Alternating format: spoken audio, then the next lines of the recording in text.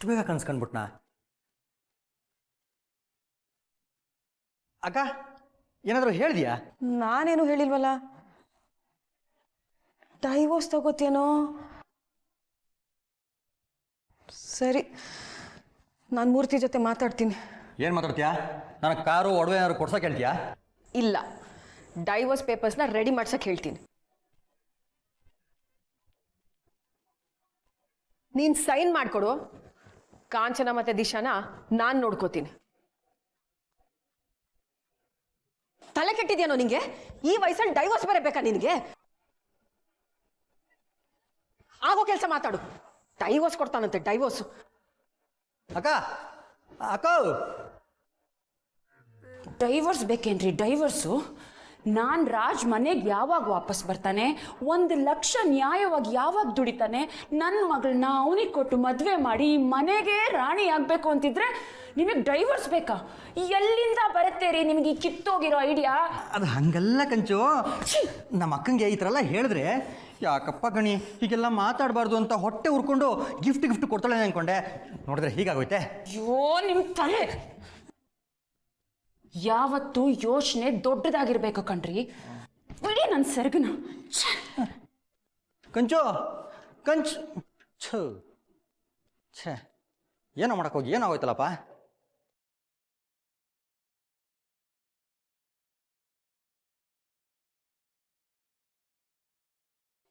Auto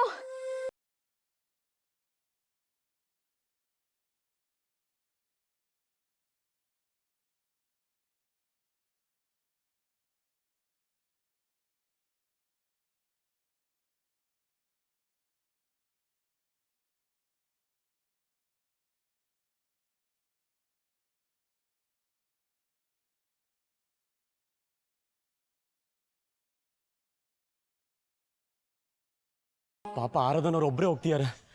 ನ್ಯಾಯವಾಗಿ ನೋಡೋಕೆ ಹೋದ್ರೆ ನಾನು ಅವ್ರ ಜೊತೆ ಹೋಗ್ಬೇಕಾಗಿತ್ತು. ಇಷ್ಟೊತ್ತು ನನಗೋಸ್ಕರ ವೆಯ್ಟ್ ಮಾಡ್ತಿದ್ದೀರೇನೋ. ನನ್ನಿಂದ ಎಷ್ಟು ತೊಂದರೆ ಆಗ್ತಿದೆ ಅವ್ರಿಗೆ.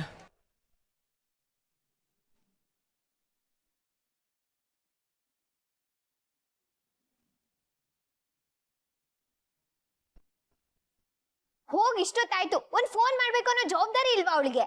ಮಾಡ್ತಾಳಿರೆ. ಪಾಪ ಅಲ್ಲಿ ಏನಾಗಿದೆಯೋ ಏನೋ. ನನಗೂ ನಿನಗೂ ಏನೇ ಗೊತ್ತಾಗುತ್ತೆ? ಕೂತ್ಕೊಂಡು ಮಾತಾಡೋದು ಸುಲಭ. ಪೊಲೀಸ್ ಸ್ಟೇಷನ್ ಅಲ್ಲಿ ಇನ್ಸ್ಪೆಕ್ಟರ್ ಎದುರುಗಡೆ ಮಾತಾಡೋದು ಎಷ್ಟು ಕಷ್ಟ ಅಂತ ಗೊತ್ತಾ ನಿನಗೆ? ಅಂದ್ರೆ ಏನಿವಾಗ ನನ್ಗೆ ಸ್ಟೇಷನ್ಗೆ ಹೋಗಕ್ ಧೈರ್ಯ ಇಲ್ಲ, ಬರೀ ಕುತ್ಕೊಂಡು ಮಾತಾಡ್ತೀನಿ ಅಂತ ಹೇಳ್ತಿದ್ಯಾ? ತಾಯಿ, ನಿನ್ ಜೊತೆ ವಾದ ಮಾಡೋ ಶಕ್ತಿ ನನಗಿಲ್ಲ. ಸುಮ್ಮನಿದ್ದು ಬಿಡು.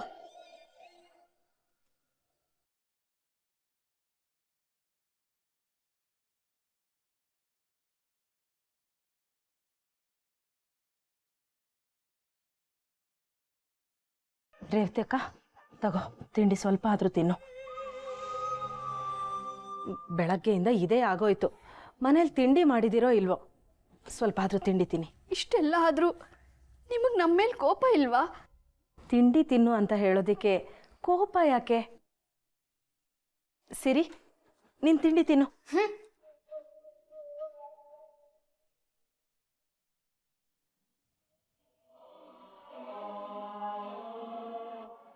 ರೇವತಿ ಅಕ್ಕ, ನಾವು ಸ್ಟೇಷನ್ಗೆ ಹೋಗದಿರೋದಕ್ಕೆ ನಮ್ಮೇಲೆ ನಿಮಗೆ ಕೋಪ ಬಂದಿದೆ ಅಂತ ಗೊತ್ತು. ಆದರೆ ನಮ್ಮೇಲಿರೋ ಕೋಪನ ಅನ್ನದ ಮೇಲೆ ತೋರ್ಸೋದು ತಪ್ಪಲ್ವಾ? ತಿನ್ನಿ ರೇವತಿ ಅಕ್ಕ. ನೀವು ತಿನ್ನಿ ಚಂದ್ರಣ್ಣ. ನಮ್ಮಪ್ಪ ಈ ವಟಾರದಲ್ಲಿರೋದು ನಿಮ್ಗೆ ಮುಳ್ಳು ಚುಚ್ದಂಗ ಆಗಿದೆ ಅಲ್ಲ?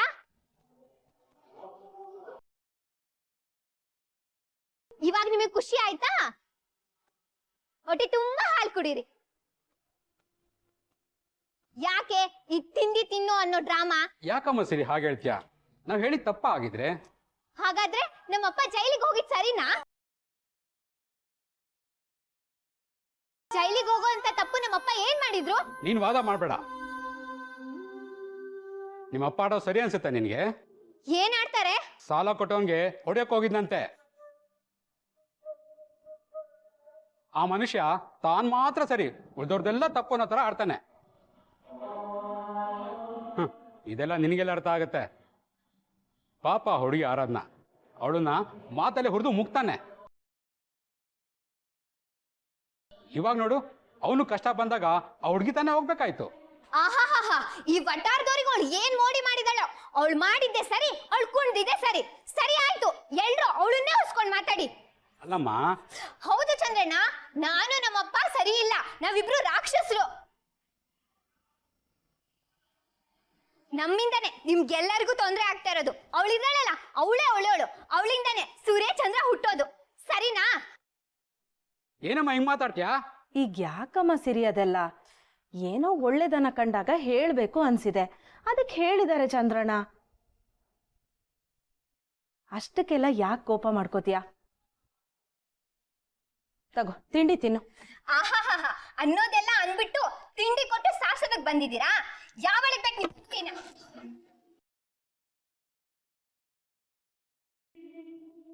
ಸಿರಿ,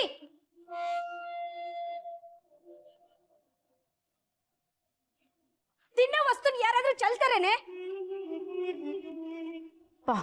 ಈ ಹುಡುಗಿಗೊಂದು ಎಂತ ಅಹಂಕಾರ ಮಾರೆ. ಸಿರಿ, ತಿನ್ನಲ್ಲ ಅಂದಿದ್ರೆ ಮುಗ್ದು ಹೋಗ್ತಿತ್ತು. ಅದನ್ನ ಚೆಲ್ಲೋ ಅಗತ್ಯ ಇರ್ಲಿಲ್ಲ. ನಾಯಿಗಾದ್ರೂ ಹಾಕಿದ್ದಿದ್ರೆ ತಿನ್ಕೊಂಡು ಹೋಗ್ತಿತ್ತು. ಇಲ್ಲಮ್ಮ, ಖಂಡಿತ ನಾನು ನಿನ್ನ ನಾಯಿ ಅಂದಿಲ್ಲ. ಹಸ್ದಿರೋ ಜೀವಕ್ಕೆ ಅನ್ನದ ಬೆಲೆ ಗೊತ್ತಿರತ್ತೆ ಅಂತ ಹೇಳಿದೆ. ಹೊಟ್ಟೆ ತುಂಬಿರೋರ್ಗೆ ಇದೆಲ್ಲ ಎಲ್ಲಿ ತಿಳಿಬೇಕು? ನಿಮಗೆ ಕೇಳಿದ್ನ ನಾನು ತಿಂಡಿ ತಂದ್ಕೊಡಿ ಅಂತ? ಇದೆಲ್ಲ sympathy drama.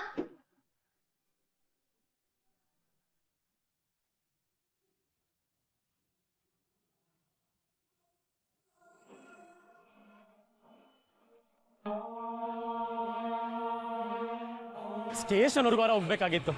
At least moral support ಇರ್ತಿತ್ತು. ಈ ಕಡೆ ನಿಜನೂ ಹೇಳಕ್ಕಾಗ್ತಿಲ್ಲ, ಅವ್ರಿಗೆ ಹೆಲ್ಪ್ ಮಾಡೋಕ್ಕಾಗ್ತಿಲ್ಲ.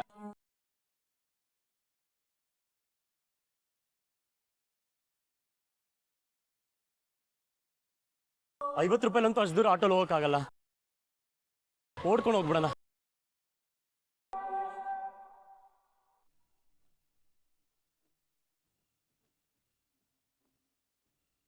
ಸೊ ನಾಳೆಗೆಲ್ಲ ಕೆಲಸನೂ ಮುಗ್ದಿರಬೇಕು. ಸೊ ಎಲ್ಲ ಜವಾಬ್ದಾರಿ ನಿಮ್ಮ ಮೇಲೆ ಇದೆ. ಓಕೆ,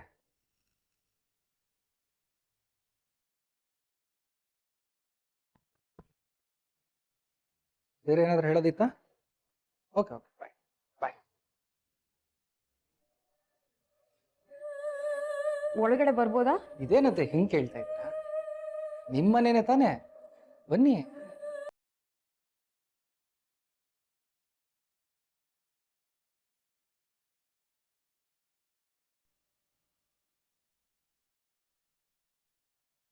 ತಗೊಳ್ಳಿ ಹೇಳಿ ಅಂದ್ರೆ.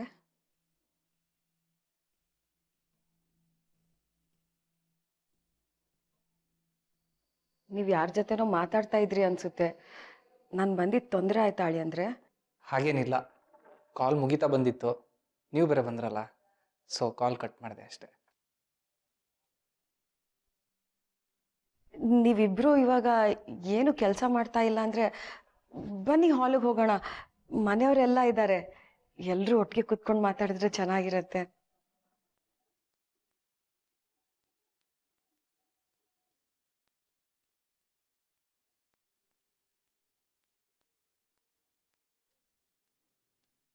ಯಾಕತ್ತೆ ಇದ್ದಕ್ಕಿದ್ದಾಗೆ ಹಾಲು ಕರಿತಾ ಇದ್ದೀರಾ? ಇದ್ದಕ್ಕಿದ್ದಂಗೆ ಅಂತ ಅಲ್ಲ ಅಳಿ ಅಂದ್ರೆ, ಮನೆಯವರೆಲ್ಲ ಹಾಲಲ್ಲಿ ಕುತ್ಕೊಂಡಿದ್ದಾರೆ, ನೀವು ಬಂದ್ರೆ ಎಲ್ಲರೂ ಒಟ್ಟಿಗೆ ಕುತ್ಕೊಂಡು ಮಾತಾಡಿದ್ರೆ ಚೆನ್ನಾಗಿರುತ್ತೆ ಅಂತ. ನೀವಿಬ್ರು ಯಾವಾಗಲೂ ನಿಮ್ಮದೇ ಬೆಡ್ರೂಮು ನಿಮ್ಮದೇ ಬಾಲ್ಕನಿ ಅಂತ ಇರ್ತೀರಾ, ಹಾಲ್ಗೂ ಬರಬೇಕು. ಇಡೀ ಮನೆ ನಿಮ್ಮದೇ ಅಲ್ವಾ? ಅದೆಲ್ಲ ಏನಿಲ್ಲ ಬಿಡಿ. ನಮ್ಮದು ಅಂತ ಏನು ಜಾಗ ಇದೆಯೋ ನಾವು ಅದರಲ್ಲಿದ್ರೇ ಚಂದ. ಯಾಕಳಿ ಅಂದರೆ ಹಾಗೆ ಮಾತಾಡ್ತೀರಾ? ನನ್ನ ಥರನೇ ನೀವು. ಈ ಮನೆ ನನಗೆ ಹೇಗೋ ನಿಮಗೂ ಹಾಗೆ. ಅದೇನತ್ತೆ, ಇಷ್ಟು ದಿನ ಆದಮೇಲೆ ನಿಮಗೂ ನಾವು ಇದೇ ಮನೆಯವರು ಅಂತ ಅನ್ಸಿರೋದು?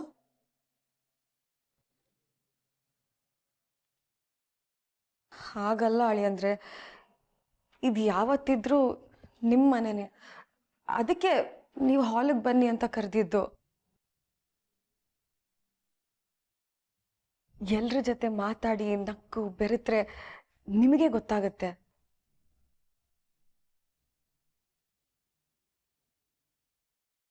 ನಮಗೆ ನಕ್ಕು ಬೆರೆತು ಮಾತಾಡೋ ಅಷ್ಟು ಮೂಡಿಲ್ಲ ಅಂತೆ. ಯಾಕಳಿ ಅಂದರೆ, ನೀವಿಬ್ರು ಯಾಕೋ ಬೇಜಾರಾಗಿದ್ರಿ, ಅದಕ್ಕೆ ಹೇಳಿದೆ. ಒತ್ತಾಯ ಇಲ್ಲ. ಅಯ್ಯೋ, ಬೇಜಾರು ಮಾಡ್ಕೊಳ್ಳೋದಕ್ಕೂ ನಮ್ಗೆ ಎಲ್ಲಿ ಚಾನ್ಸ್ ಇದೆ ಅತ್ತೆ? ಬಿಡಿ.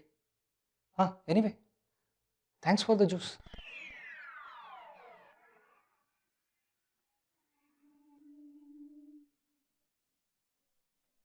ನಿಮ್ಮ ಮನ್ಸಲ್ಲಿ ಏನಿದೆಯೋ ನನಗೆ ಗೊತ್ತಿಲ್ಲ ಅಳಿ ಅಂದರೆ, ಆದರೆ ನಿಮಗೆ ಬೇಜಾರಾಗಿದೆ ಅಂತ ಮಾತ್ರ ನನಗೆ ಚೆನ್ನಾಗಿ ಗೊತ್ತಾಗ್ತಾ ಇದೆ.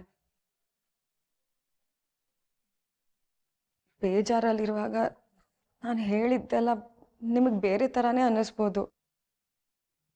ಹಾಗಾಗಿ ನಾನು ಜಾಸ್ತಿ ಏನೂ ಹೇಳಲ್ಲ.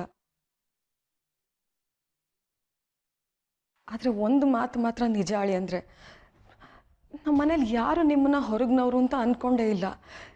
ಇದು 100ಕ್ಕೆ 100 ಸತ್ಯ.